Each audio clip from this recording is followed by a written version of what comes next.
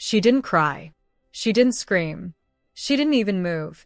Donna Adams stood at the floor-to-ceiling glass of her Seoul penthouse at 4 a.m, the city glittering cold below her like a field of broken stars, and she read the text that was supposed to destroy her life. One photo. One message. One woman who thought she had already won. She was wrong. The Han River never sleeps. It just shifts dark and wide, and indifferent, carrying the weight of everything this city buries beneath its surface. And on the 43rd floor of the Kang penthouse, Donna Adams stood at the glass the way she always did when the world became too much to hold still. Watching. Waiting for something she couldn't name. She was 34 years old, and she had learned long ago that the most dangerous thing a woman could do in Seoul's upper world was let them see her bleed. Oh, she never did. Her deep brown skin caught the faint blue glow of the phone in her hand, her dark eyes moving over the screen with the quiet, devastating calm of a woman who had been preparing for exactly this moment, even if she hadn't known it until right now. Her silk robe pooled at her feet. A glass of iced tea sat sweating on the marble ledge beside her, half forgotten. The penthouse behind her was silent in the way that only obscene wealth could manufacture: thick, airless, perfect. The photo loaded slowly, the way bad news always does. It showed Gu-jun Kang, her husband, the undisputed kingpin of South Korea's most powerful corporate mafia syndicate. The man whose name alone made government officials clear their schedules and rival families lower their voices. He was sitting in the amber-lit warmth of a private VIP lounge in Gangnam, his tailored jacket thrown over the back of his chair, a crystal tumbler loose in his hand. And draped over his shoulder, smiling with the kind of triumph that could only come from a woman who believed she had already won, was Cho-hee, his mistress. Publicized. Deliberate. Designed to sting. Beneath the image, a single line of text. He's signing the final transfer papers for the luxury high-rises in Manhattan tonight. You came from America with nothing, Donna, and you're leaving with less. Pack your bags. Your time is up. Donna read it once. Twice. Then she set the phone face down on the marble ledge beside her iced tea. She picked up the glass, took a slow sip, watched the city below.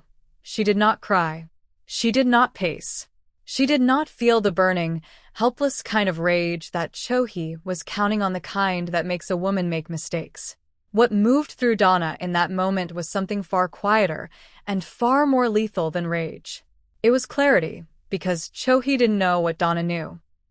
She didn't know about the 4 years Donna had spent being slowly, methodically underestimated by every person in this city who looked at a Black American woman standing beside Korea's most feared kingpin and saw a decoration, a placeholder, a foreign wife who had simply been lucky enough to fall into the right bed.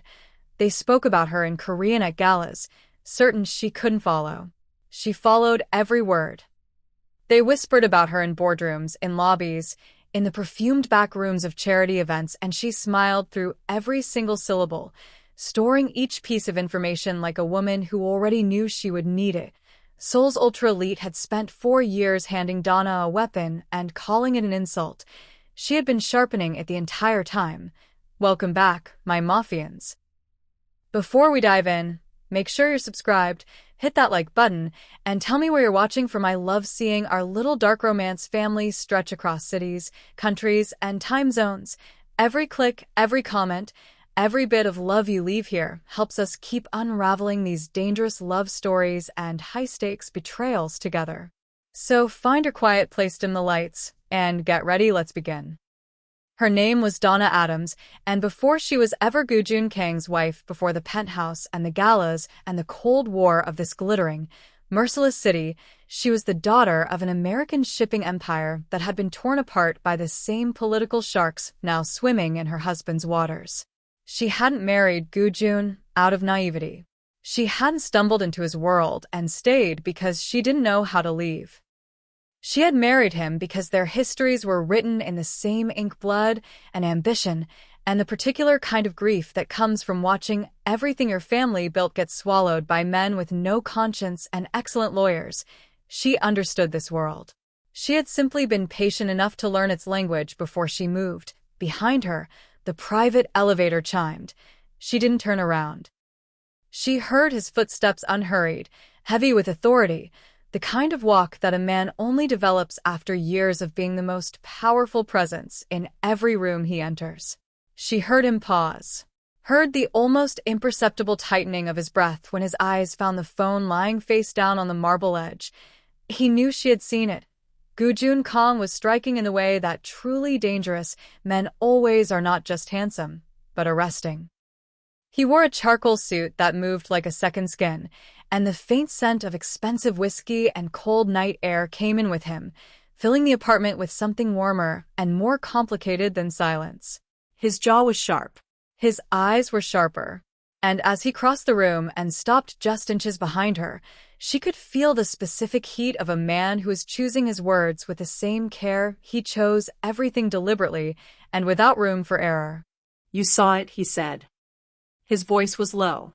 It carried the weight of a man who commanded thousands and the rare, almost hidden tremor of one who had never quite learned how to speak to this particular woman without feeling the ground shift beneath him.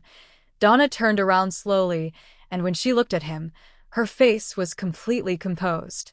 Not frozen composed. There is a difference. One is fear wearing a mask. The other is a woman who has already decided what happens next. "I saw it," she said.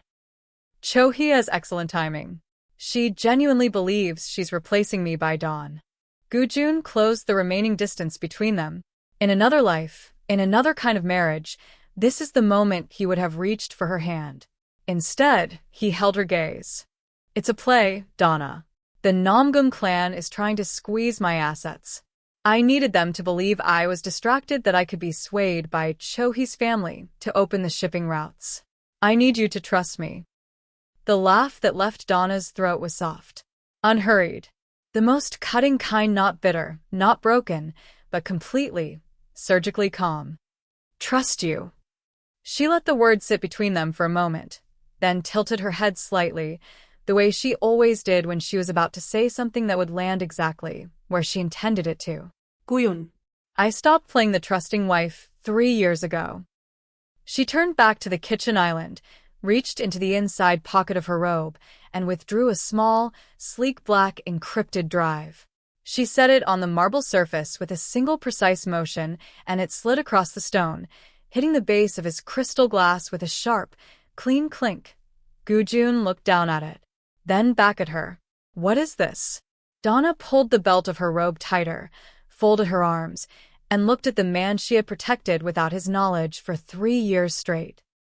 "That," she said quietly, "is the absolute undoing of the Namgum clan, Cho-hee, and every single person who believed they could use your empire as their personal extraction point." She paused, and her dark eyes held his without wavering. "Cho-hee thinks she's clever. She has been feeding intelligence to a rogue national intelligence agent named Ji-hoon for 18 months. They are not simply trying to take your Manhattan assets, Gu-jun. They have been building a coordinated campaign to destroy your character, liquidate your holdings, and eliminate you at tomorrow morning's board meeting." The silence that followed was enormous.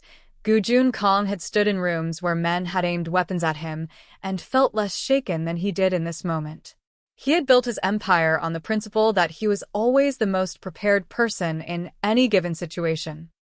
He had spent 4 years believing, with absolute certainty, that he was protecting Donna from the realities of his world, keeping her insulated, keeping her clean, keeping her at a careful, loving distance from the machinery that would have consumed a lesser person. He had been the one being protected. He reached out and picked up the drive, slowly, the way a man picks up something that has just reordered his entire understanding of his own life. "You've been tracking them," he said. It wasn't quite a question. "I don't get mad, Gu-jun," Donna said. She stepped closer until she could feel the warmth radiating from his chest, until the space between them was narrow enough that she could see the exact moment something shifted behind his eyes, the exact moment the man who thought he knew everything about his wife finally met the woman she actually was. "I get even." And in the 43rd floor penthouse above the Han River, with the city burning cold below them and a storm gathering somewhere beyond the glass, Donna Adams laid out everything. Every thread she had pulled, every account she had traced, Every move she had mapped in the long, patient dark while the world was busy looking at her husband. Cho-hee had sent that text to break her. She had handed Donna the final piece she needed to finish the whole board. She laid it all out slowly. Not because she needed time to remember Donna had memorized every detail months ago, but because she understood the power of letting a man absorb, piece by piece, exactly how blind he had been. She walked to her private study. The door she had always kept closed. The room Gu-jun had passed 100 times and never entered because she had told him, early in their marriage, that it was her reading room. Her quiet space. He had respected it the way powerful men always respect the one boundary they never think to question, with a careless, confident nod, certain that whatever was behind it posed no threat to his world. He followed her now. He stopped in the doorway. The room was alive. Not in the way the rest of the penthouse was alive, cold marble and controlled elegance, everything curated to project the image of a dynasty. This room breathed differently. Warm lamplight pooled across a wide mahogany desk covered in layered documents, encrypted files, financial ledgers cross-referenced against shipping manifests, a digital timeline pinned across one wall like the nervous system of something enormous. A laptop hummed quietly in the corner, running an algorithm that had been running for 11 days straight. Gu-jun stood in the doorway and said nothing. He was a man who had ordered people out of his presence for lesser violations of his authority. He had dismantled business rivals who underestimated him. He had walked through rooms where every person present wanted him dead and held himself like the air in those rooms belonged to him. But standing in the threshold of his own wife's secret war rumor room in his own home, he felt something he had not felt since he was 22 years old, and watching his father's empire burn from the outside, he felt small. Donna didn't look at him right away. She sat at the desk, pulled up a screen, and began walking him through it the way a general debriefs a late-arriving officer, with precision, without ceremony, without the kind of emotional delivery that would give him room to diminish what she was saying. Her fingers moved across the keyboard with quiet authority. The silk robe shifted at her shoulder. Her dark skin caught the amber of the lamplight and held it, warm and unwavering, and Gu-jun realized with a slow, unsettling clarity that he had spent 4 years looking at this woman and seeing only a fraction of what she actually was. Jinwoo, the tech specialist she had embedded in Itaewon 18 months ago, had traced the IP address embedded in Cho-hee's text within 40 minutes of it arriving. It routed through a private server in Busan, bounced through a relay in Singapore, and terminated at a communications node registered to a shell company whose sole corporate officer was a man named Ji-hoon, a rogue national intelligence agent who had been drawing 2 salaries for the better part of 2 years. One from the state. One from the Namgung clan. Ji-hoon was not just a facilitator. He was the architect. He had built the narrative layer by layer, the public infidelity angle through Cho-hee, the manufactured corporate misconduct through the Manhattan transfer papers, and the final move, a staged emergency vote at tomorrow morning's board meeting supported by fabricated government warrants that would strip Gu-jun of controlling shares before he could respond. By the time the dust settled, the Kang Empire would be a carcass, and the Namgung clan would be eating it alive while Ji-hoon collected his fee and disappeared into a country that didn't have an extradition treaty with South Korea. Gu-jun listened.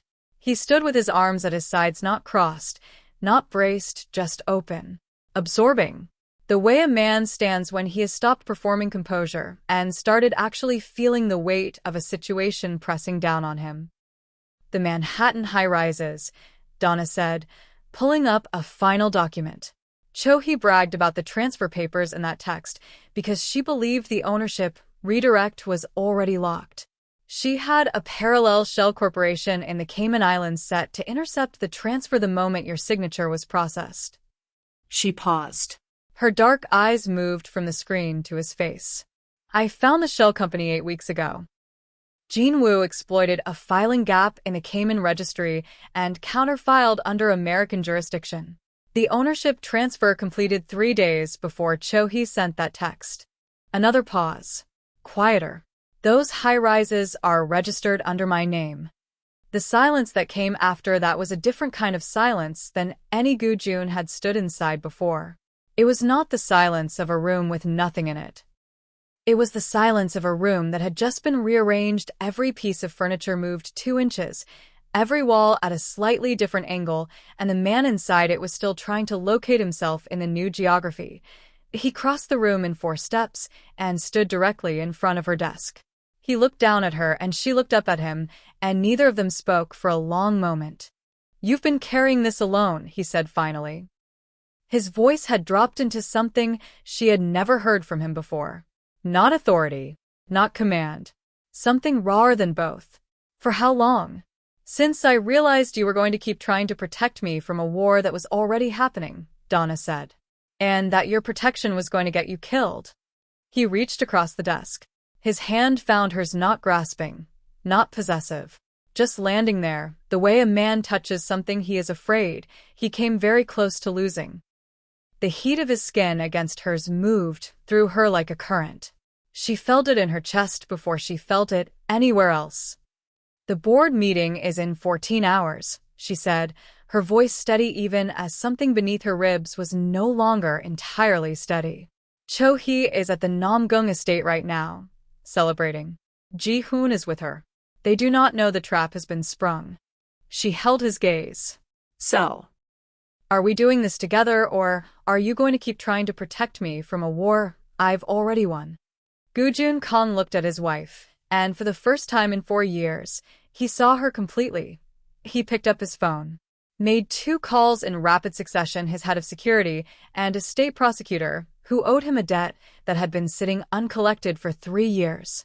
He spoke in short, clipped sentences. No wasted words.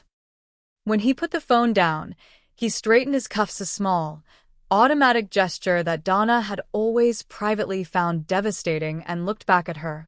Together, he said, "It" was the only word she had ever needed him to say. They worked through the night.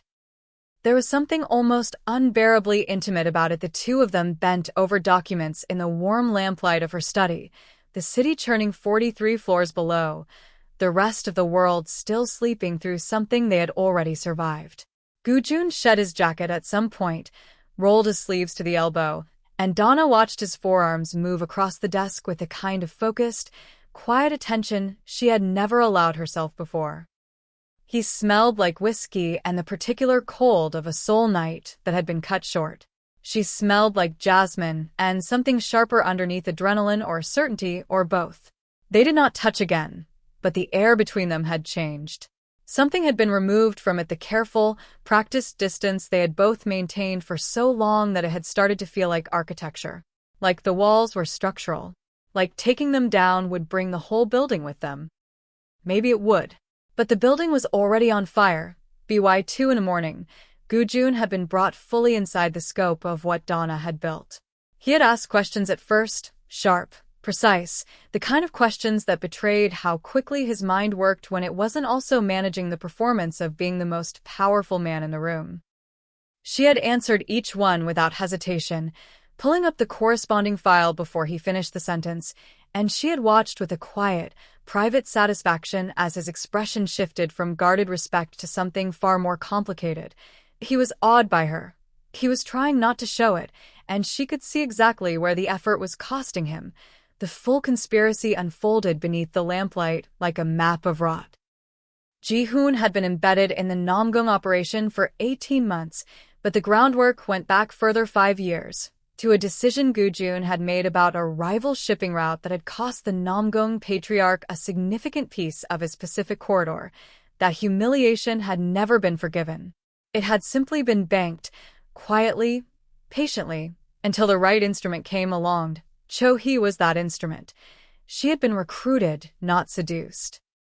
Her family's flagging corporate stake in a textile subsidiary had been quietly shored up with Namgung capital 2 years ago, enough to keep them from collapse, enough to generate gratitude, enough to purchase loyalty. In exchange, Cho-hee had positioned herself in Gu-jun's orbit through a carefully managed social engineering campaign that began at a state gala, moved through 3 months of strategic proximity, and culminated in the kind of publicized closeness that was designed less to fulfill him and more to humiliate the woman at his side. Every photograph of them together had been leaked deliberately. Every rumor in the gossip columns had been seeded. Every whisper in Seoul's upper circles about the American wife who couldn't hold her husband's attention had been manufactured, circulated, and amplified by Ji-hoon's network. It had not been an affair. It had been a campaign. "She never cared about you," Donna said quietly, not as an accusation but as a simple, anatomical fact. "You were the target. I was the collateral." Gu-jun was silent for a moment. His jaw worked.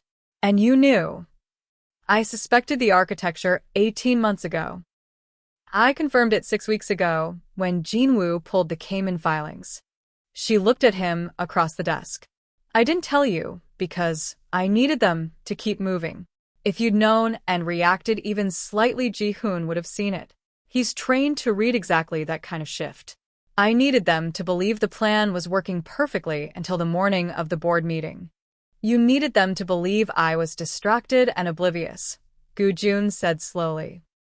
"I needed them to believe you were exactly what they thought you were, a powerful man with a blind spot where your wife was concerned." She held his eyes. "It wasn't difficult. You had been performing that role quite convincingly on your own." The silence after that was the kind that has an edge to it. Gu-jun did not look away from her. The silence stretched.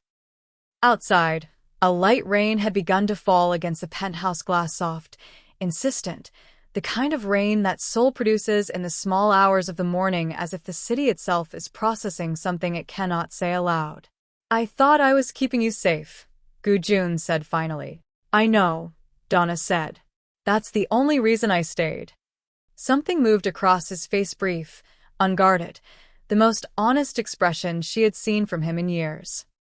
It was not guilt exactly, though guilt was somewhere inside it. It was more like grief.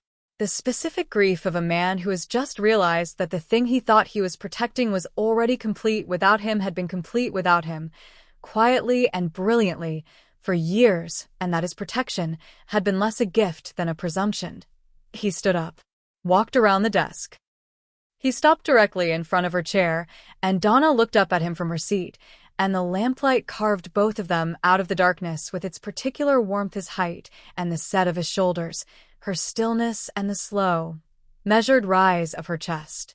He reached down and took her hand again, this time lifting it, turning it over slowly, as if he were reading something written in her palm. "After tonight," he said, his voice dropped low enough that it belonged only to this room. "No more distance." Donna looked at their joined hands, at the ring on her finger that she had been wearing every single day of 4 years, even on the nights it felt like wearing a scar. She looked back up at him. "No more secrets," she answered. In 9 hours, the Namgum clan would sit down at a mahogany table to celebrate a victory that had already been taken from them. But that was 9 hours away. And right now, in the amber warmth of the room that had been her private war for so long, something between Donna Adams and Gu-jun Kang was being quietly, irrevocably rebuilt. The evening came the way evenings do after a sleepless night spent at war, sudden and absolute, the light outside the penthouse windows shifting from gray to amber, without asking permission. Donna dressed alone. She stood in front of the mirror in the dressing room and took her time with it. Not out of vanity, though the woman looking back at her was striking in the way that women who have survived something difficult are always striking, with a depth behind the eyes that no amount of money can manufacture. She took her time because dressing for this particular evening was an act of precision. Every choice was a statement. Every detail was a message. The gown was black, structured at the shoulders, fluid at the hem, the kind of silhouette that reads as authority before the woman wearing it has said a single word. Against her deep brown skin, it was stark and gorgeous and completely intentional. She was not arriving tonight as Gu-jun Kang's wife. She was arriving as herself. And she wanted every person in that room to understand the distinction before she crossed the threshold. She swept her hair back with her own hands, pinned it into something severe and elegant, and studied her reflection for a long moment. Dark eyes unreadable, jaw set, the particular stillness on her face that Seoul had always misread as passivity and was, in fact, The thing that had allowed her to operate in plain sight for 3 years without anyone seeing her coming. Then she opened the drawer beside the mirror and took out the ring. Not her wedding ring, she wore that always. This was different.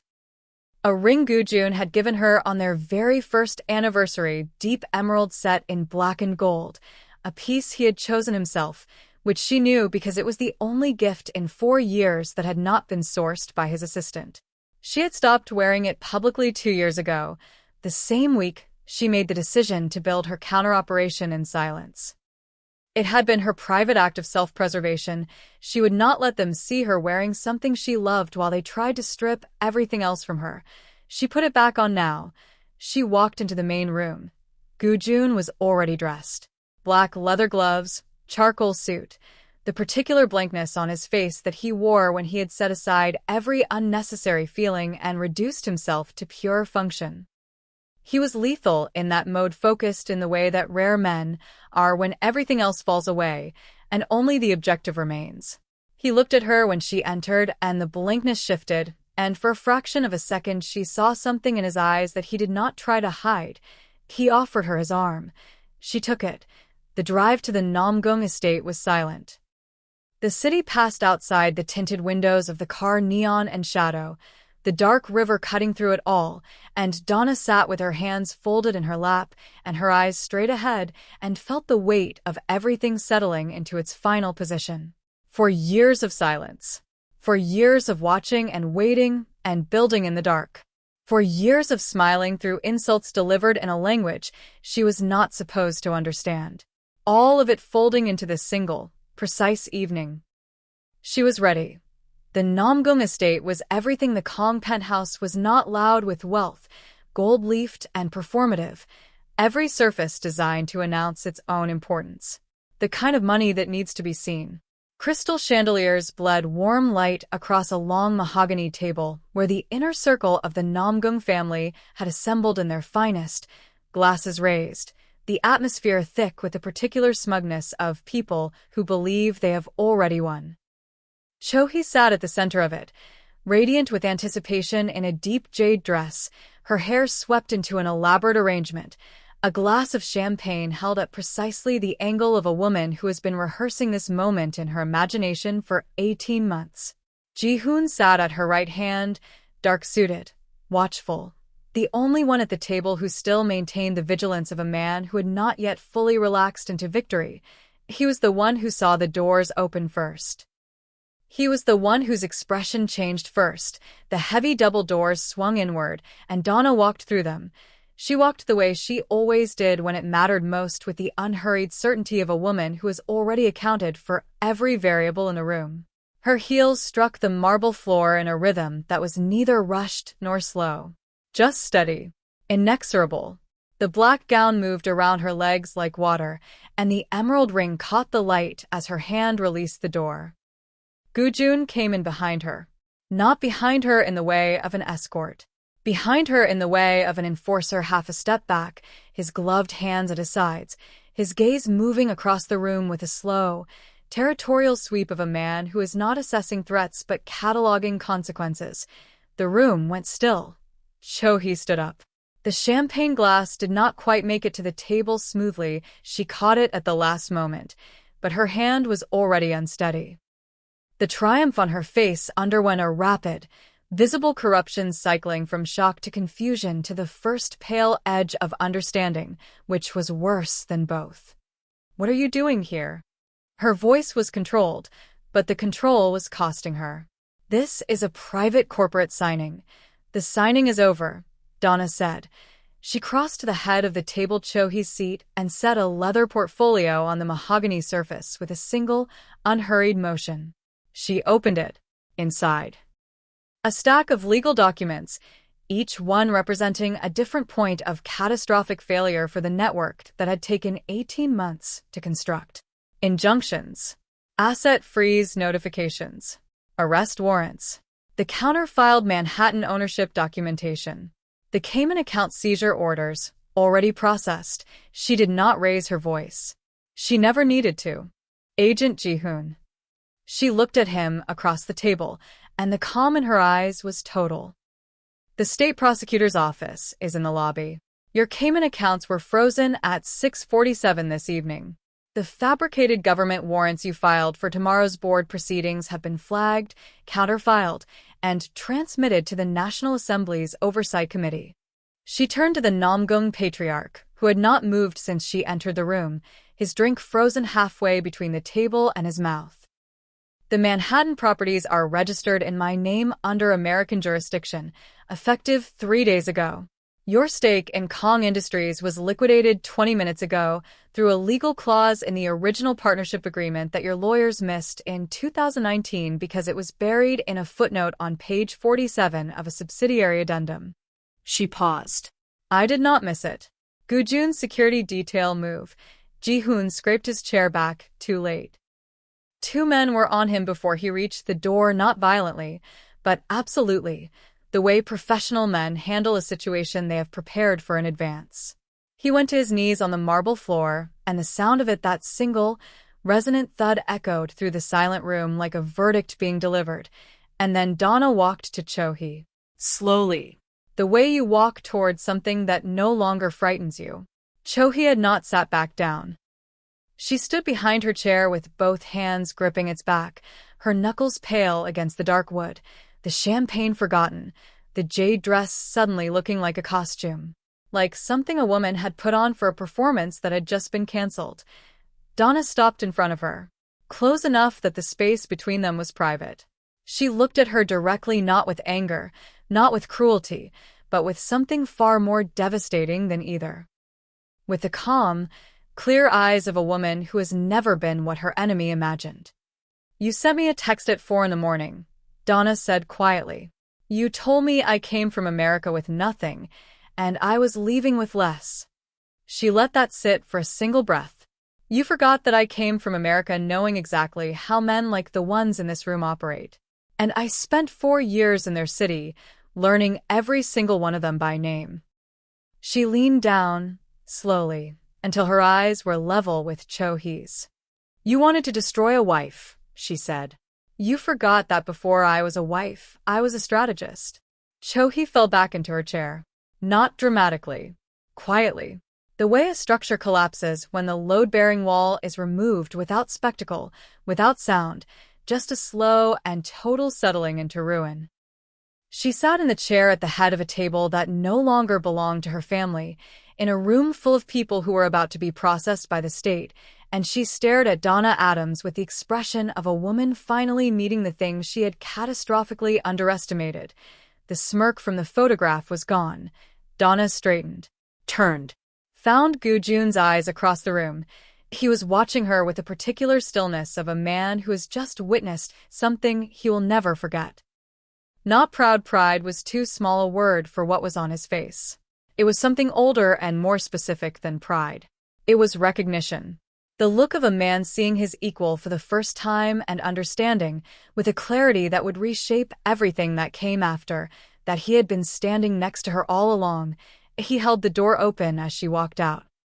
Behind them, the sound of the evening disassembling itself, voices, movement. The formal language of law enforcement entering a gilded room faded as the doors swung shut. Outside, the Seoul night air was cool and carried the distant salt of something far away. An ocean. And elsewhere, the promise of somewhere beyond the city's glittering machinery. Donna breathed it in. The helicopter lifted from the rooftop at 11:47 and banked south over a city that was still awake, still burning, still entirely unaware that its most powerful dynasty had just been remade from the inside out. Donna sat by the window. Below her, Seoul contracted, the grid of light and shadow shrinking until it looked like a circuit board. Intricate and cold and beautiful in the particular way of things that operate without feeling. She watched it diminish and felt, for the first time in 4 years, something loosen in her chest. Not dramatically. Not the way grief releases in films suddenly, noisily, all at once. This was quieter. More like a knot that has been worked loose by patient hands, thread by thread, over a very long time. She was tired. She hadn't allowed herself to register it until this moment.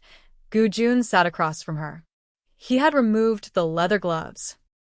His hands rested open on his thighs unguarded, a posture she had almost never seen from him, because Gu-jun Kang was a man who spent most of his waking life performing a particular kind of readiness, the constant armed stillness of someone who cannot afford to be caught off guard. But in the dark interior of the helicopter, with the city shrinking below them and the ocean beginning to appear at the edges of the horizon, he sat like a man who had finally put something down. He was watching her. Not the way he had watched her in their early years together, with a kind of guarded warmth, admiring but strategic, fond but managed. He was watching her the way she had sometimes caught him watching her when he thought she wasn't looking, in the unguarded dark of evenings when neither of them could sleep and the city pressed against the glass and the space between them felt both unbearable and entirely necessary. He was watching her like she was the only thing in the room that was real. Jeju received them softly. The island's private estate sat at the edge of a cliff above the ocean, low and long and built from dark stone, nothing like the penthouse's sharp architecture, everything like something that had grown out of the earth rather than been constructed on top of it. When the helicopter touched down on the private pad, the ocean wind hit them immediately, enormous and salt-saturated and entirely indifferent to anything that had happened in Seoul. It moved through Donna's hair and against her bare arms, and she felt it the way you feel the first deep breath after being underwater. She walked to the cliffside overlook alone. The ocean below was black and immense, the waves breaking against the rock face far below with the patient, rhythmic force of something that has been doing this long before anyone arrived to watch it and will continue long after everyone is gone. She stood at the railing and looked out at it and let the past 4 years move through her without fighting any of it, the isolation. The galas where she had smiled through contempt. The nights she had sat in her private study with the door locked and felt the specific loneliness of a woman carrying intelligence no one else could share. The mornings she had woken up beside a man she loved and felt the distance between them like a physical object in the bed. The rage she had converted, systematically and without self-pity, into something precise and functional and devastating. She had done what she came here to do. She heard him behind her before she heard his footsteps, just a shift in the quality of the air, the way the wind adjusted around something newly present. He stopped close. Not touching, not yet, but close enough that she could feel the warmth of him cutting through the ocean cold. "You terrified me tonight." His voice was low. Not the command register. The other one, the one she had only ever heard from him in the darkest hours of their marriage, the voice that existed beneath the performance, the one that was only and entirely him. "I have stood in rooms where men pointed weapons at me, and I did not feel what I felt watching you walk into that estate." Donna did not turn around immediately. She looked at the ocean for another moment, at the waves coming in without stopping, without asking permission, finding the shore with the certainty of things that know exactly where they belong. "What did you feel?" she asked. He was quiet for a moment. The ocean answered in the space where his words should have been. "Terror," he said. And then something else. Something I don't have a word for in Korean or English. Something that felt like watching a door open that I didn't know existed. She turned then. He was closer than she had registered. Close enough that the ocean wind pressed her against him slightly, and neither of them moved to correct it. She looked up at him in the dark, his face barely lit by the edge of light from the estate behind them, the ocean stretching infinite at her back, and the expression she found there was one she had never seen from Gu-jun Kang in 4 years of marriage. Open. Unguarded. Stripped of every layer of authority and strategy, and the practiced formidability of a man who has spent his entire life making sure no one can reach him. He had let her reach him. "I didn't do it just to save the empire," she said. Her voice was steady, but only because she had been studying it her entire life, and some disciplines become bone deep. "I did it to save the man I love." She held his eyes. "But from now on, we play the game together. No more distance. No more protecting me from a world I already know." Gu-jun reached up and touched her face, with the careful, deliberate attention of a man handling something he has only just understood the value of, one thumb tracing the line of her jaw, his palm warm against her cheek, her deep brown skin against his hand in the dark at the edge of the world. Donna felt it everywhere. "No more secrets," he said, and then he kissed her. Not the way they had kissed in the early years of their marriage, carefully, with the particular restraint of two people who were still negotiating the terms of their closeness. He kissed her the way the ocean reached the shore, with the force of something that had been building for a very long time and had finally stopped finding reasons to hold back. She felt the warmth of it move through her chest and down through her ribcage and into the space that 4 years of silence and strategy and carefully managed distance had hollowed out, and she kissed him back with the whole of herself, with nothing withheld, with every wall she had built and maintained dismantled in a single, irrevocable moment. The ocean wind moved around them. The city was 90 kilometers away and getting further.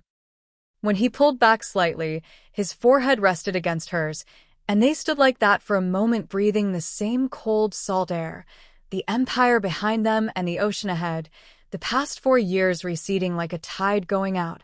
He took her hand. She let him.